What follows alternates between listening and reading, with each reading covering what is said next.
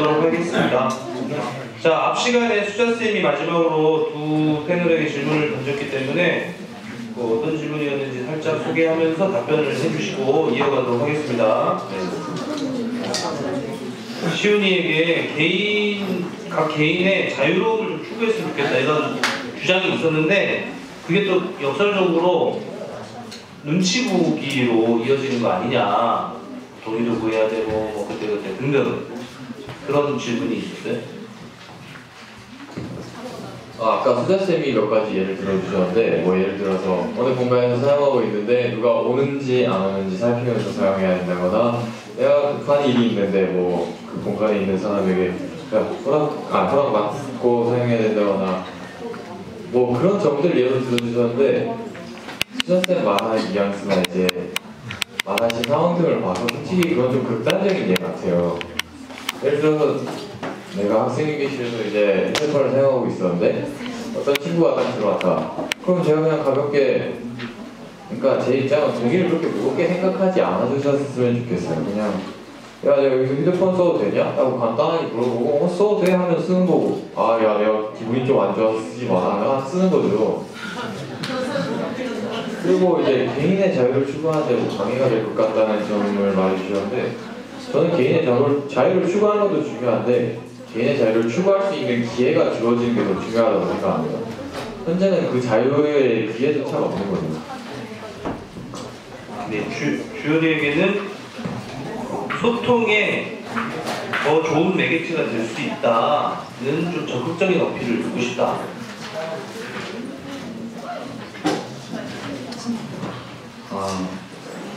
뭐 소통의 매개체 소통이란 여러 가지가 있죠. 일방적으로 내가 그냥 보는 거, 뉴스 기사라든가 그런 거, 아니면 서로 하는 그런 대화 형식의 그런 게 있는데, 그러니까 뭐 휴대폰은 할 수 있는 게 조금 많지만 그래도 저희가 그것 중에서 쓰는 거는 그렇게 많지가 않잖아요. 인터넷이랑 전화랑 카톡이랑 메시지랑 그런 것밖에 없는데 그런 게 더 소통의 예 아닌가요? 뭐 소통이라 해서 뭐 별거 없고 그냥 카톡하면 그것도 소통인 거고 전화해서 그것도 소통인 거고 그냥 그렇게 생각해요 저는.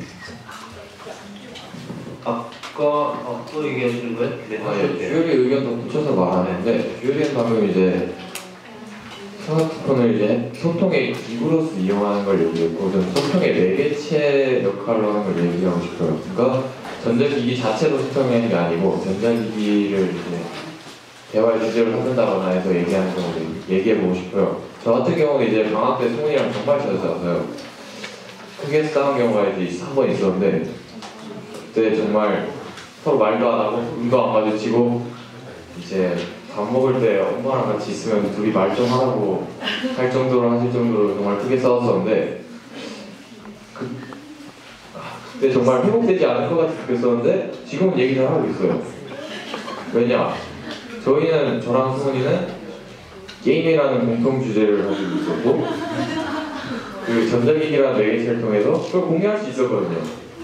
승훈이가 어느 날 이제 휴대폰으로 게임 방송 하나 보고 있는 거 봤고 이제 승훈이한테 야 이거 누가 하는 거냐고 물어보고 뭐 승훈이가 퉁명스럽게 대답해서 제가 그냥 계속 물어봤어요. 제가 알고 있는 주제고 계속 좋아하는 주제니까 뭐 그래서 지금은 뭐 그럭저럭 잘 지내고 있는데 그런 점에서 이런 전자기기가 도움을 줄 수 있지 않을까라고 생각해봅니다. 좋은 매개체가 될 수 있는 사례 하나를 말씀해 주셨어요.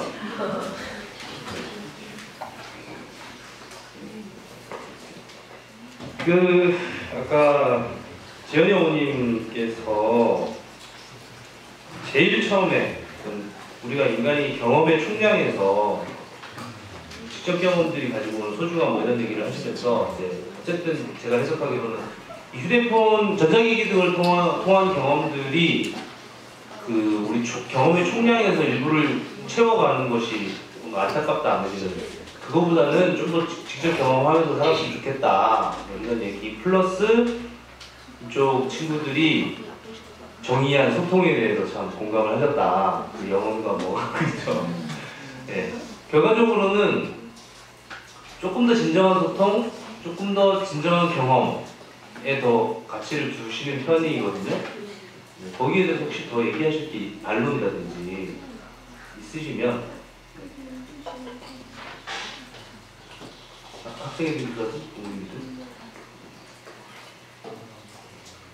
뭐 이쪽에서 어쨌든 이제 교장 어머님은 그런 추구를 더 원하시는 거죠. 진정한 소통 혹은 진정한 경험. 전자기기 쪽이 조금 덜 진정한 소통, 좀 덜 진정한 경험, 가치를 조금 등급을 두시는 것 같아요. 이러한 태도, 입장에 대해서 어떻게 생각하시는지.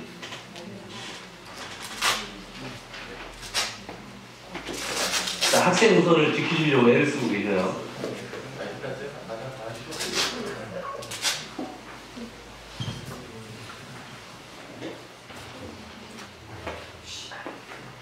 참고로 얘기하자면 시훈이와 주열이 부모님도 그렇게 생각하실 거예요.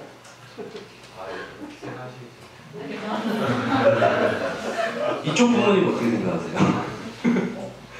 부모의 입장이 자꾸 강변되는 부분이 있는데 어쨌든 부모지만 난 다를 수 있다. 아니 근데 뭐 저 같은 경우에는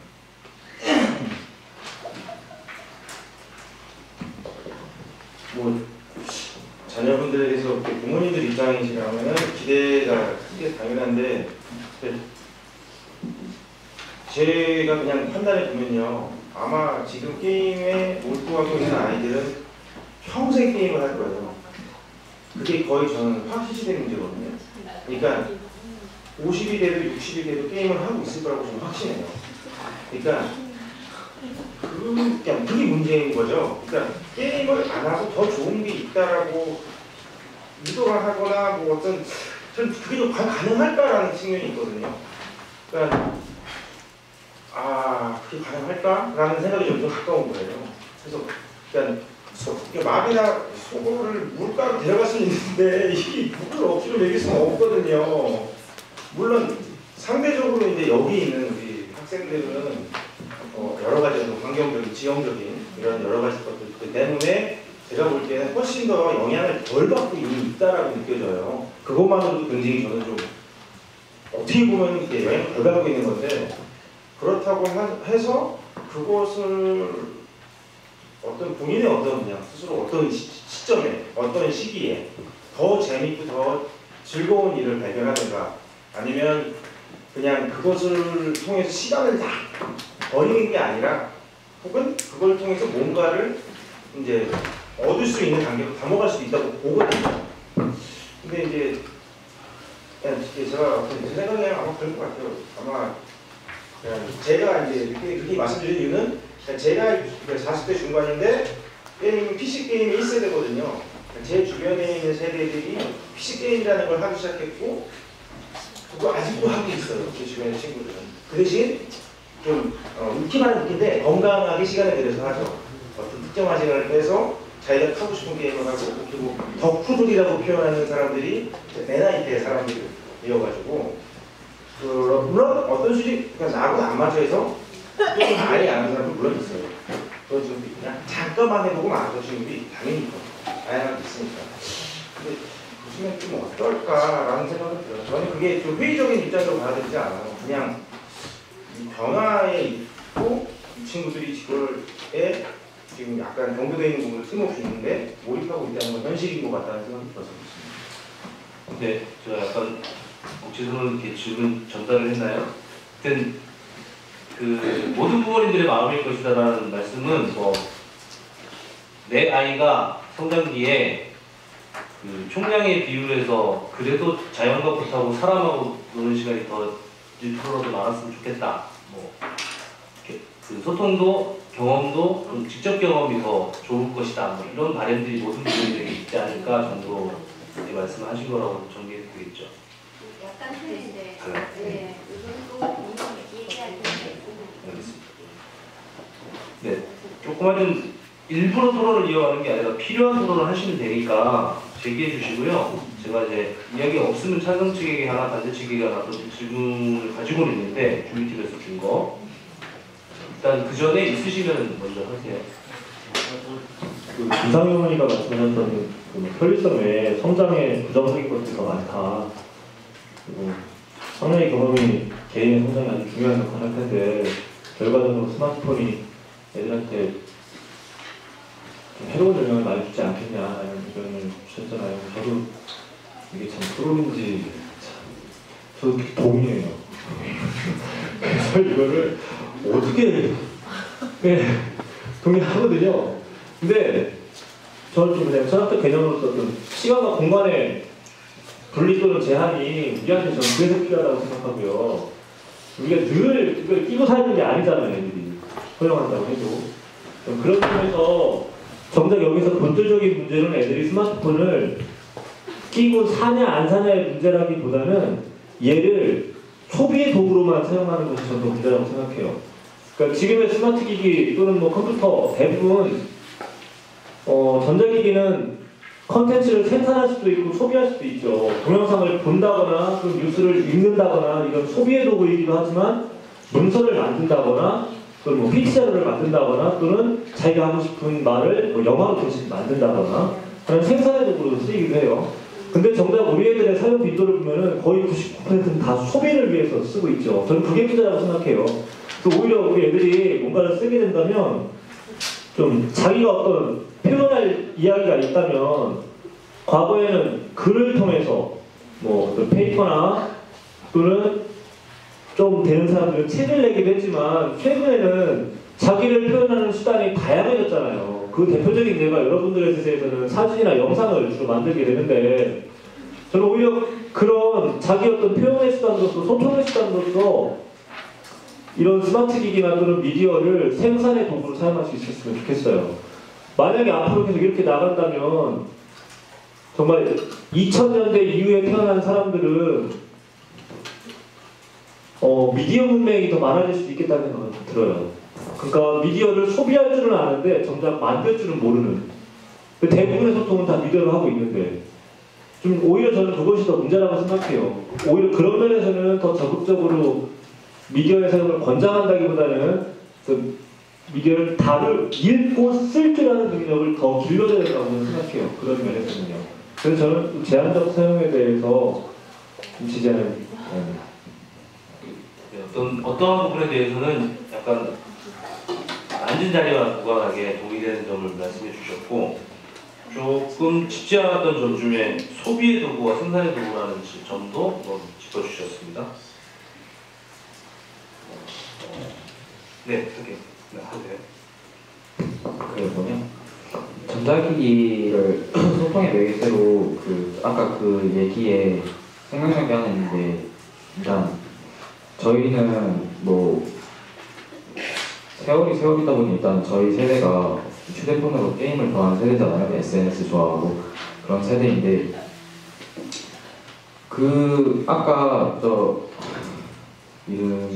유지연의 어머님이 그러셨듯이 직접 만나서 몸과 마음을 쓰면서 대화하는 게 진정한 소통이라고 그렇게 말하셨는데 그 전에 그렇게 만나기 전에 휴대폰을 이용해서 좀 더 친분을 쌓거나 약속을 잡거나 그런 행위를 할 수 있게 만드는 것도 휴대폰이거든요. 그러니까 제가 만약에 게임을 하는데 거기서 모임을 만들어서 카톡방에서 얘기를 해요. 얘기를 하다 보니 친해져서 이제 언제 한번 현실에서 정기 모임을 하자고 약속을 잡아요. 그렇게 약속을 잡다가 현실에서 만나서 더 친해져요. 그러면 이것도 나름대로의 소통이에요. 근데 굳이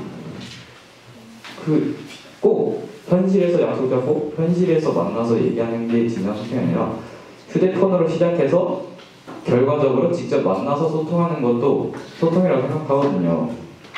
그러니까 그 과정에 휴대폰이 있을 뿐이지 굳이 저는 직접 만나서 얘기한다는 거를 이렇게 중요시 생각하진 않아요.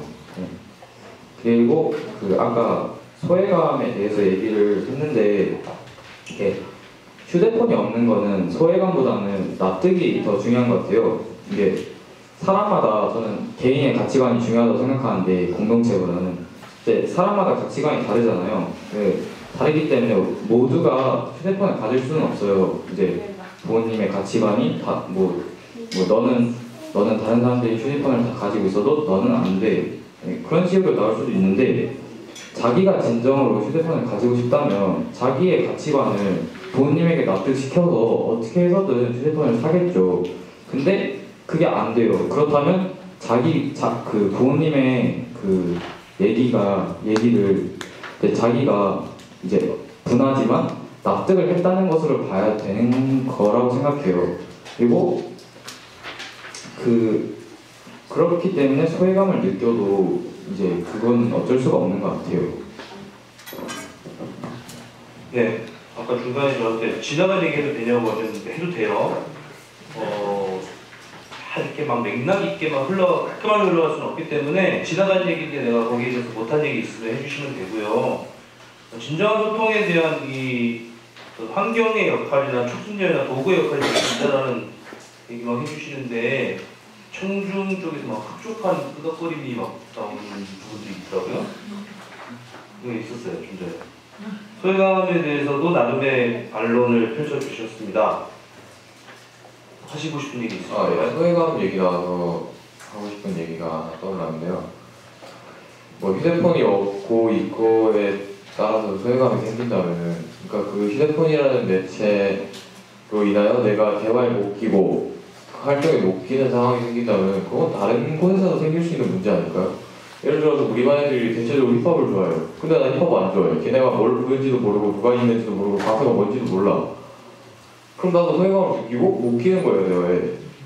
그렇다고 해서 애들이 힙합 듣는 거 금지해도 이제 애국가만 느끼게 시켜야 되나요? 누구나 다 알고 있는 음악이니까? 그건 아니잖아요.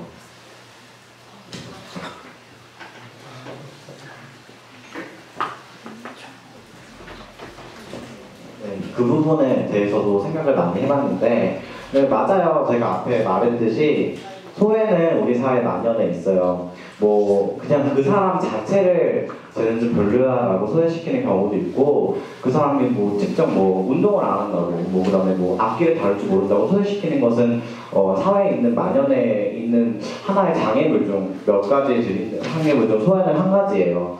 근데 제가 말하고 싶은 건 왜 없는 소외를 더 거기다 끼워 넣지? 라고 생각을 합니다. 소외가 이미 충분히 만연해 있는 사회라면 그 소외를 줄여나가기 노력해도 모자른데 왜 굳이 핸드폰이라는 수단을 새롭게 넣음으로써 왜 또 새로운 소외를 만들고 또 소외를 부추기고 그 소외 때문에 피해받는 사람 왜 더 발생시키는지 더 묻고 싶고요. 그다음에 핸드폰의 그러니까 핸드폰만의 소외감에 독특성이 있어요. 독특함이 있는데 그거는 불가능하고 소외를 이겨내기에 많이 힘든 구조라는 거예요. 시온이가 예를 든 힙합은 내가 원하지 않든 그 친구들과 친해지기 위해서 힙합을 열심히 들을 수 있어요. 그렇지만 핸드폰으로 인해 느끼는 소외감을 극복하기 위해서는 결국 핸드폰을 사야 되거든요. 근데 핸드폰을 사는 과정이 저는 결국 평화롭지만은 않을 거라고 생각해요. 저는 일단 울면서 엄마한테 받아냈어요. 엄마도 제가 저희 반이 MT를 갔는데 거기에서 저만 친구의 핸드폰을 쳐다보고 있는 모습을 보고 충격을 받으셨대요. 그래서 제가 사달라고 했을 때 웬일인지 모르겠지만 엄마가 사달라고 했고 사준다고 했었고 그래서 그런 과정을 본다면 그게 과연 납득과 설득의 과정인지 아니면 울며 불며 때를 쓰는 과정인지는 잘 구분이 안 가고 그 점은 매우 염려되는 부분입니다. 네, 발언 해주셨고요. 아까 은영이 어머님이 인생은 소외감의 전쟁터라는 이야기까지 포함한 반론이 될 수도 있겠습니다. 왜 이 만연해 있는 소외에 핸드폰 소외까지 추가하려느냐 이런 주장과 핸드폰 소외가 가지는 독특성이라는 주장을 해주셨습니다. 잠깐 잠깐 확인을 한번 좀 드려볼게요.